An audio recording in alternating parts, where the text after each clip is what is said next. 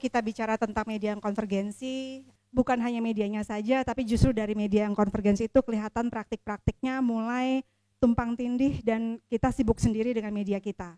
Apa sih konvergensi? Henry Jenkins itu mengatakan bahwa konvergensi itu adalah flow of content across multiple media platforms. Kita misalnya membaca berita di Detik Online. Ketika kita berkomen, kita bisa mengatur apakah komen kita akan langsung bisa terposting di Facebook kita atau di Twitter kita. Kuncinya adalah platform. Tadi sudah disebutkan oleh Mas Kumkum tentang multi platforms dan kita penggunanya juga menggunakan media multi platforms. Menurut Henry Jenkins, flow of content ini transition from analog to digital content. Ketika pemilihan presiden kemarin, di Poso itu ada desa yang belum ada listriknya. Ada internet nggak ada. Tapi ada beberapa pendatang, peneliti, orang-orang yang pernah mengakses internet pergi ke sana dan menceritakan bahwa tahu nggak, Jokowi itu Kristen loh. Jadi apa yang mereka pelajari di internet bahwa Jokowi Kristen, digital, itu mengalir ke yang analog, word of mouth. Dan akhirnya penduduk di banyak desa di Poso itu tidak memilih Jokowi. Konvergensi media ini juga melibatkan pastinya industri.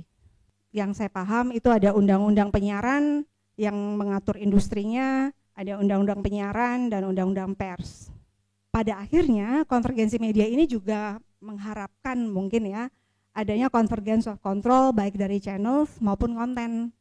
Dari audiensnya, kalau di media yang konvergensi ini, producer develop content, terus content as product, passive consumers, ini adalah masa lalu. Yang masa sekarang adalah consumer, pada saat yang sama kita user, pada saat yang sama kita producer, kita kolaborator, partisipan, dan akhirnya ada istilah yang disebut prosumer, production, producer, and consumers.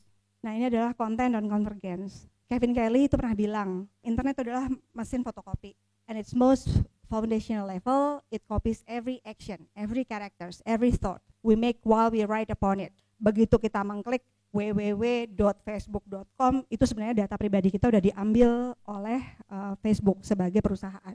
Walaupun kita nggak punya akun ya, cuma coba-coba aja lihat. Nah masalahnya ini dia, di dunia yang konvergensi ini, the future of content control depends on how this model deals with participatory media. Bagaimana kita sebagai pengguna itu sifatnya sangat partisipatoris, bukan lagi satu arah.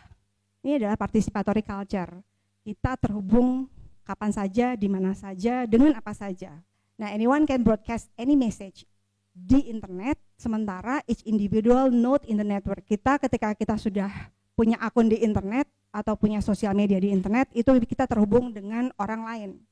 Anyone can broadcast to the entire network. Nggak perlu lagi SMS satu-satu, tapi sekali posting semua teman kita yang jumlahnya ribuan di Facebook itu langsung bisa baca. Nah, masalahnya ternyata participation itu sangat additif, kecanduan. Selalu pengen ngecek path, selalu pengen ngecek Instagram, selalu pengen ngecek Facebook. Tapi sebenarnya kegiatan partisipatoris bermedia ini itu sebenarnya satu menunjukkan civic engagement kita.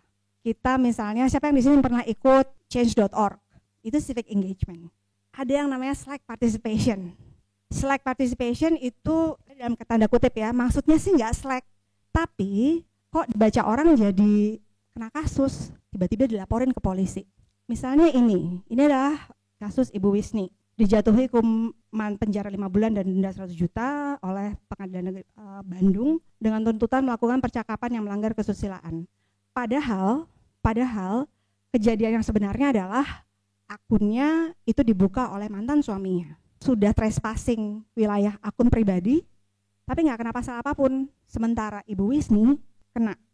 Selama tahun 2008 sampai 2014 itu ada 72 kasus Undang-Undang ITE.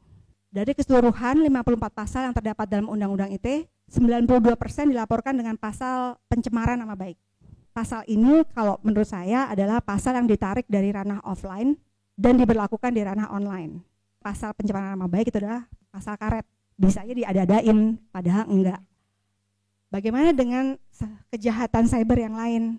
Datanya hampir nggak ada. Misalnya peretasan atau tadi kasusnya Ibu Wisni, suaminya nggak kena sama sekali. ini baru rancangan, tapi ada rancangan undang-undang konvergensi telematika. Apakah ini jawabannya?